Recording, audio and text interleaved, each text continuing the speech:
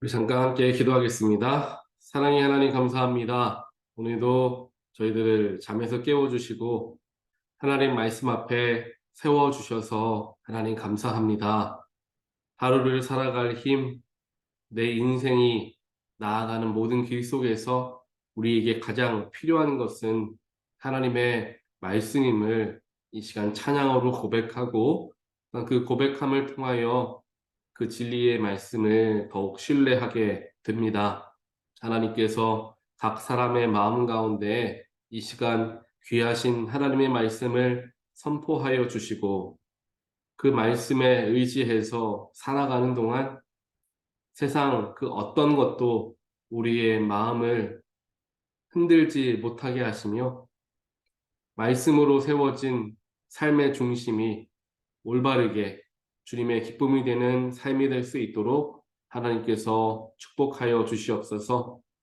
말씀을 분별할 수 있는 영도 허락하시고 그 분별한 바를 또 깨달은 바를 삶에 적용하며 살아갈 수 있는 성령의 도우심도 허락하여 주시어서 말씀이 살아서 나의 삶에 역사되어지는 놀라운 삶을 살아갈 수 있도록 하나님 축복하여 주시옵소서. 오늘 하나님의 말씀을 들을 때 우리의 마음에 있는 모든 무거운 것들 또한 근심되는 생각들 다 십자가 앞에 내려놓게 하시고 그 비워진 자리에 말씀을 채우게 하시며 그 말씀으로 회복되어지고 새롭게 되어져 오늘 하루도 감사와 기쁨이 넘치는 귀한 하루가 되게 하여 주시옵소서. 이 모든 말씀 예수 그리스도 이름으로 간절히 기도합니다. 아멘. 우리 하나님 말씀 이렇게 보겠습니다. 예레미야서 15장 15절부터 마지막 절까지 보겠습니다.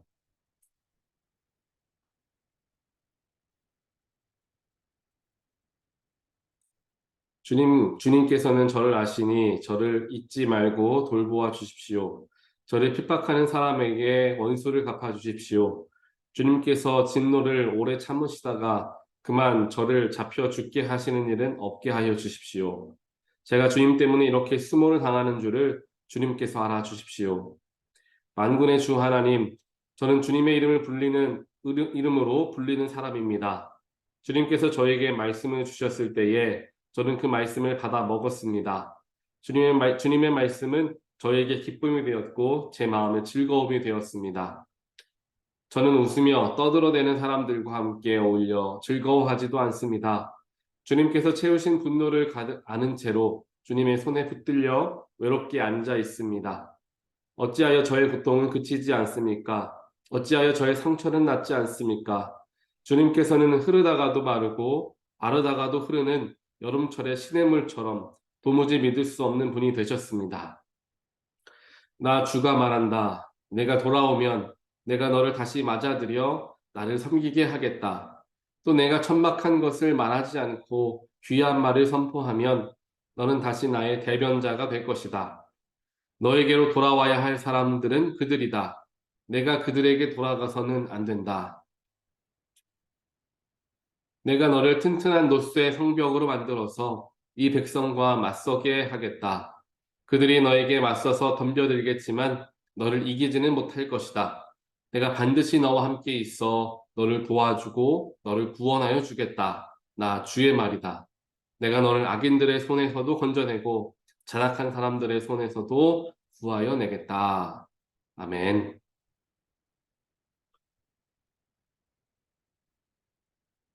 오늘 우리가 예레미야서 15장 말씀 우리 함께 묵상하는데요. 제가 지난주 화요일, 수요일 말씀을 잠깐 착각을 해서 원래는 10일, 11일 말씀을 봐야 되는데 17일, 18일 말씀을 봤던 것 같아요.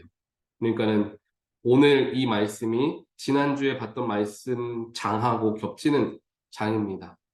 그런데 그 지난주에 봤던 말씀 구절과 다르게 좀 다른 구절을 우리가 살펴보려고 합니다. 오늘 예레미야서 15장에서 아마 지난 화요일 날 말씀을 기억하시는 분들은 아시겠지만요. 예레미야가 하나님 말씀을 전하다가 여러 수모를 당하고 또한 정말 잡혀가서 매에 맞고 사람들에게 욕을 듣는 그러한 상황들을 경험하게 되는 일들이 있었습니다. 그런 상황 속에서 그 예레미야도 참기가 어려웠던 거죠. 그것을 견뎌내기가 어려웠던 것입니다. 하나님을 열심으로 믿고 하나님을 의지하며 살아가는 사람들에게도 이와 같이 어려운 일, 수모를 당하는 일, 또한 더 이상 참기가 힘든 일들이 일어난다라는 거예요. 저와 여러분의 삶에도 마찬가지의 일들이 일어날 수 있습니다. 내가 특별하게 잘못한 것도 없지만 하나님 말씀을 듣고 하나님의 뜻대로 살아가려 노력하는 삶을 살아갔지만 우리가 원치 않는 어려움을 경험하게 될 때가 있다라는 거죠. 사람을 통하여서 수모를 당하는 일도 있습니다. 내 주변의 상황과 환경들이 나를 손가락질하고 나에게 어려운 마음을 주는 때를 경험하기도 합니다. 그때에 우리는 예레미야는 어떻게 이 어려움을 이겨내는가를 오늘 말씀을 근거로 해서 살펴보면 좋을 것 같습니다. 예레미야를 힘들게 하고 그를 핍박하고 수모를 주었던 사람들은 다름 아닌 유다 백성들입니다. 사람들이 자신에게 어떻게 하나님의 좋지 않은 하나님 말씀만 그렇게 전하해 줄 수 있느냐? 사람들이 화가 나서 예레미야에게 손가락질하고 저렇게 부정적으로 이야기하는 하나님에 대한 나쁜 말만 이야기하는 저 예레미야는 하나님의 예언자가 아니다. 사람들이 그를 배척했습니다. 즉 예레미야가 수모를 당하게 되고 예레미야가 힘듦에 처하게 된 가장 그것의 원인은 바로 유다 사람들이었던 거죠. 그런데 예레미야는 오늘 어떻게 하고 있습니까? 그 유다 사람들에게 가서 당신들이 도대체 무엇을 한다고 나에게 그렇게 이야기합니까? 당신들이 뭐 기도를 합니까? 하나님 말씀을 듣기를 합니까? 라고 유다 사람들에게 나아가서 그들과 같이 싸우고 그들에게 네가 틀리고 내가 옳다라는 것을 전해주기 위해 전해주는 모습을 보였던 것이 아니라 예레미야는 하나님께 나아갔다는 거죠. 하나님께 나아가 하나님 나를 잊지 말고 돌보아 주십시오. 15절에 이야기합니다. 내 수모가 더 이상 일어나지 않고 그치게 하나님 나를 도와주십시오. 라고 하나님을 찾아가서 하나님께 기도하기 시작했다라는 거예요. 사랑하는 성도 여러분, 이것이 세상의 어려운 문제를 이겨내는 열쇠가 됩니다. 많은 경우 우리는 세상에서 일어나는 문제들을 세상에서 해결하려는 경향들이 많이 있습니다. 사람 간의 갈등, 사람과 풀으려고 노력할 때가 있습니다. 누군가 나에게 오해를 하게 되었을 때 그 오해를 풀어내고 나는 그런 사람이 아닙니다라는 것을 온 세상에 알려주고 싶은 마음들도 있습니다. 누군가와 갈등이 일어났을 때 내가 이 갈등 그 사람과 만나가지고 얘기해가지고 풀어야 되겠다. 그래야지 내가 좀 속이 좀 편해지겠다라는 생각을 하는 경우가 있다는 거죠. 하지만 오늘 예레미야는 분명하게 방법이 달랐다라는 것을 우리는 발견하게 됩니다. 비록 유다 사람들과 즉 세상 사람들과 갈등이 있었지만 예레미야는 하나님께 나아간 거죠. 하나님과 대화한 것입니다. 하나님과 이 문제를 해결하기 위해서 하나님께 나아갔던 거죠. 우리가 조금만 생각해 보면 예레미야가 하는 행동이 가장 옳은 행동임을 금방 깨달아 알 수 있습니다. 누군가와의 갈등을 해결하는 것이 꼭 내가 옳고 무엇이 틀리고 잘잘못을 따졌다고 하더라도 감정이 상하는 것이기 때문에 그 감정을 해결하는 것은 결코 쉽지는 않습니다. 결국에 그 자리에서는 누가 틀렸고 누가 맞았다라는 것을 결정짓는 자리이지 사람과 사람 간의 감정을 해결하는 자리가 되지 못한다는 것 우리는 잘 알고 있습니다. 오히려 잘잘못을 따지고 네가 맞네, 내가 틀리네 뭐 이런 얘기를 하기보다는 조금 시간을 갖고 서로 각자에게 주어진 삶 안에서 하나님과 기도하고 또한 시간을 갖고 난 후에 만나서 이야기하다 보면 오히려 언제 그랬냐는 듯이 쉽게 갈등이 해결되기도 한다는 것을 우리는 경험하는 경우가 많습니다. 그런데 보통 그것을 순간적으로 그 사람을 찾아가서 이것은 이것이고 저것은 저것이다 라고 말하는 것은 사실 그 사람과 나와의 관계를 회복하기 위한 것이 목적이 아니라 지금 답답하고 내가 옳은 것을 알려줘야 되겠는데 라는 내 마음과 내 자아 때문에 그 사람에 나가는 거죠. 당신이 틀렸다라는 것을 알려주려고 그 사람을 만나는 그 마음의 기본 자세가 잘못되었기 때문에 오히려 그 자리가 문제를 해결하는 자리가 아닌 상처가 더 깊어지는 자리가 되어지는 경우들을 우리는 많이 경험한다라는 것입니다. 그 속에서 오늘 예레미야 15장 말씀을 기억하게 되는 저와 여러분 되시기를 주님의 이름으로 간절히 축원드립니다. 삶의 어려움 얼마든지 일어날 수 있습니다. 내가 원치 않았지만 갈등 생길 수 있습니다. 사람과 사람 간의 관계 속에서, 가족과 가족 간의 관계 속에서 언제든지 이러한 갈등들은 일어날 수 있습니다. 하지만 이 갈등을 어떻게 바라보고 이 갈등을 어떻게 해결하느냐에 따라서 그 관계가 더 깨어지기도 하고요. 오히려 더 깊어지기도 한다는 것입니다. 대부분 그래요. 저조차도 그러한 갈등과 어려움 속에 있을 때 하나님께 먼저 나아가서 기도하고 말씀을 묵상하다 보면 하나님의 위로하심을 경험하는 거죠. 하나님이 위로하시니까 내 마음에 위로가 되는 거예요. 저 사람과 만나서 내가 그 문제를 풀고 그 속에서 그래 내가 말 참 잘했다. 스스로 위로할 필요가 없어지는 거죠. 하나님이 내 마음에 위로를 주시기 때문에. 그렇게 하나님의 위로를 받게 되면요. 자연스럽게 그 사람을 조금씩 이해하게 되고 또 용서하게 되어지더라는 겁니다.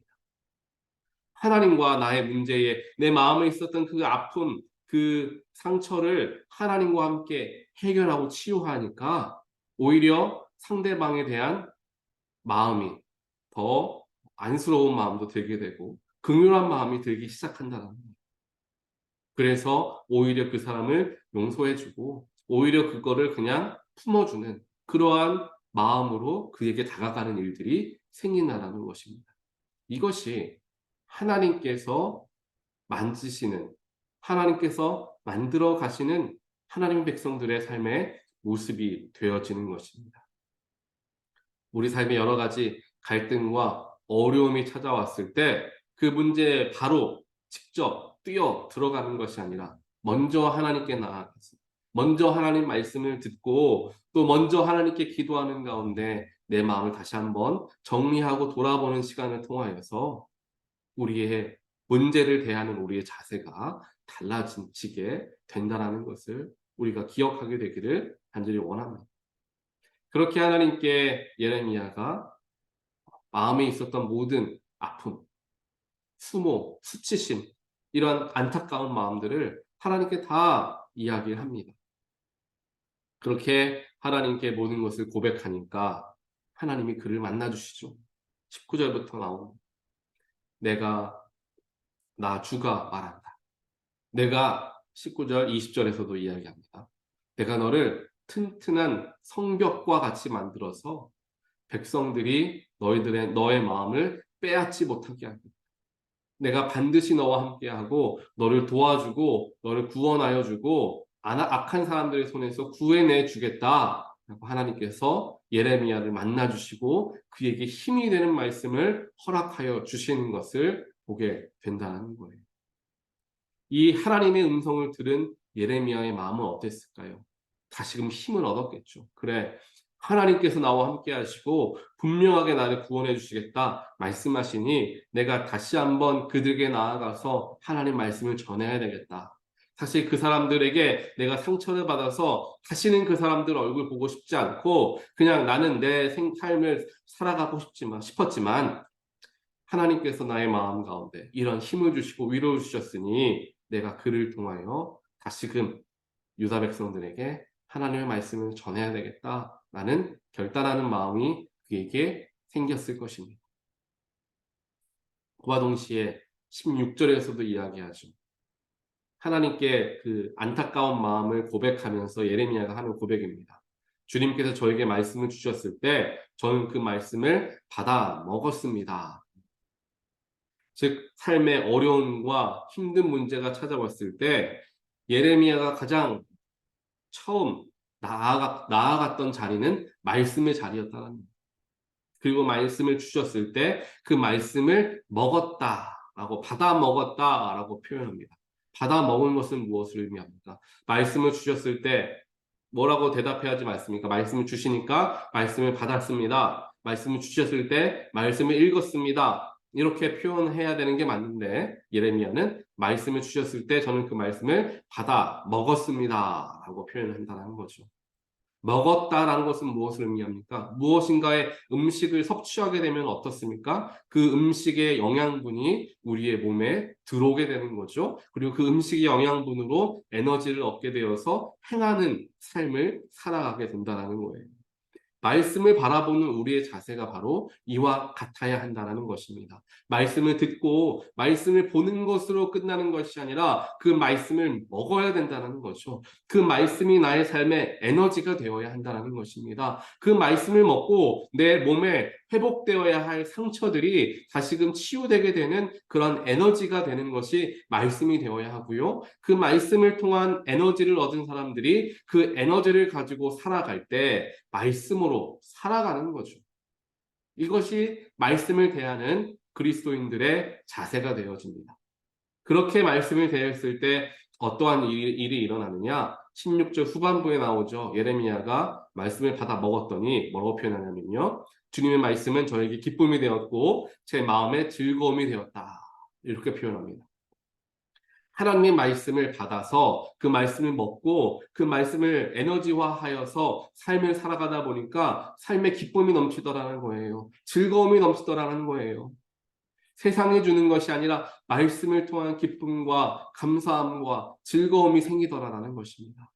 사랑하는 성도 여러분, 말씀을 듣는 자에게 또한 그 말씀을 듣고 마음에 새기는 자에게 주어지는 축복이 바로 이와 같습니다.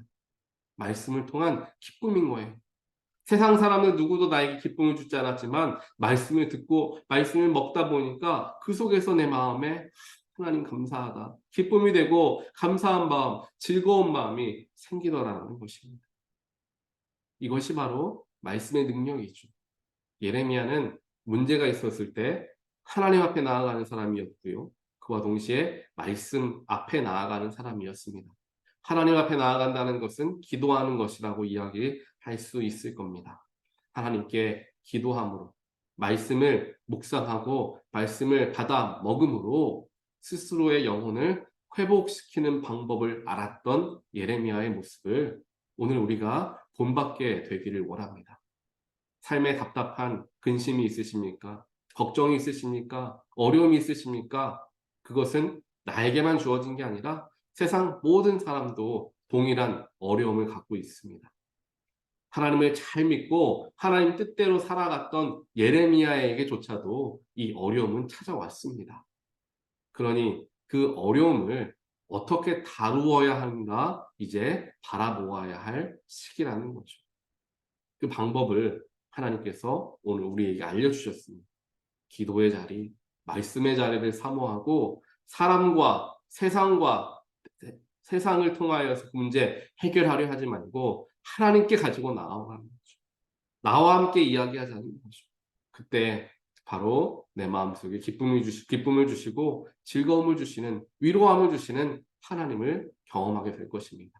그리고 그 마음으로 다시 세상에 돌아갔을 때 세상과 대적하는 것이 아니라 오히려 세상을 풀어내는 그런 놀라운 그리스도인이 되라 하나님께서 오늘 우리에게 말씀을 주신 거라 믿습니다. 오늘 말씀을 다시 한번 내 삶에 의지하고 정말 예레미야와 같이 말씀을 받아 먹음을 통하여 이 말씀을 통하여 참된 기쁨과 즐거움을 회복하게 되는 모든 분들 되시기를 주님의 이름으로 간절히 축원드립니다. 기도하겠습니다. 사랑의 하나님, 또 위로의 하나님 감사합니다. 오늘 말씀을 들음을 통하여서 말씀의 능력을 경험하는 예레미야의 모습을 보게 됩니다.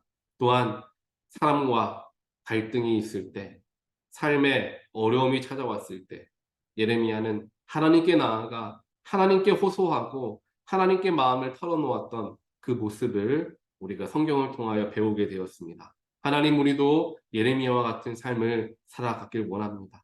자꾸만 누가 맞고 누가 틀리고를 이야기하고 내가 정당하다라는 것을 얘기해 주려 발버둥치지 않게 하시고, 바로 그 시간에 하나님께 나아가 억울한 마음이 있다면 하나님께 쏟아내고, 상처받은 마음이 있다면 하나님께 위로해 달라고 하나님께 매달림을 통하여 하나님과 내가 먼저 그 마음의 어려움을 회복하고 해결한 후에 그 다음에 사람에게 나아가고 세상에 나아가서 그 어려웠던 갈등과 감정들을 오히려 품어내게 되는 그런 귀한 하나님의 백성들 되어질 수 있도록 아버지여 축복하여 주시옵소서.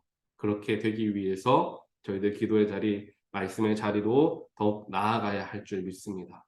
하나님과 더욱 깊이 대화하고 말씀을 받아 먹음을 통하여 내가 잊고 살았던 기쁨과 즐거움을 다시금 회복하게 되기를 원하오니, 하나님께서 오늘 말씀이 나의 삶에 적용되게 하시고, 또한 그 말씀을 통하여 정말 예레미야와 같은 경험을 하게 되는 우리 모두의 삶이 될 수 있도록 하나님 축복하여 주시옵소서.